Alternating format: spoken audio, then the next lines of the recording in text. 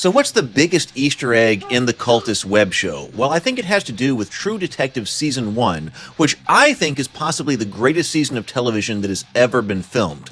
But this Easter egg in the show is easy to overlook, and I do wish it had gotten more screen time. But we went to great lengths to replicate a True Detective Season 1 prop in the Cultists web show, which is here on YouTube. Specifically, this appears in episode 6 of Season 1, if you want to look it up. This is the first episode that starts a multi-episode arc where our intrepid hero cultists confront the followers of the Yellow King.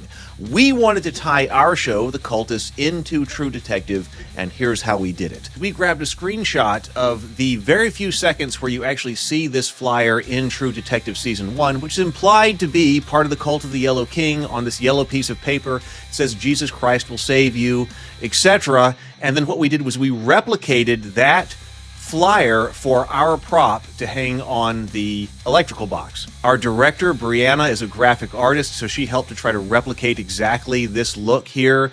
We even did the handwritten information down there at the bottom. Now, what we did is we changed the handwritten information to be an address that was local to us, so that was supposed to be actually where the Yellow King's cult was actually meeting.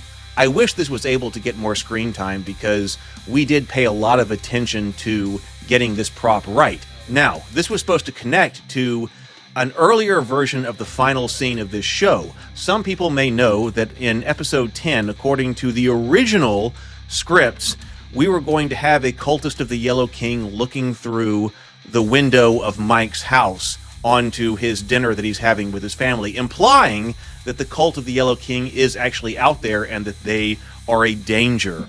Now, of course, ultimately we didn't go that route. We decided to never actually physically indicate the presence of the cult of the Yellow King, therefore leaving open and even implying the idea that all of our cultists are just delusional and this enemy is not something that's actually out there.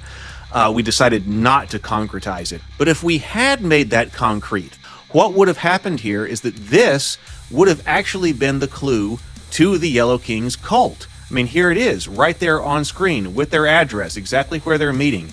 And Ben correctly identifies it. He goes, "Oh, look, right there. There's the yellow sign. It's sitting right there behind you." Mike and Rob are immediately dismissive of it.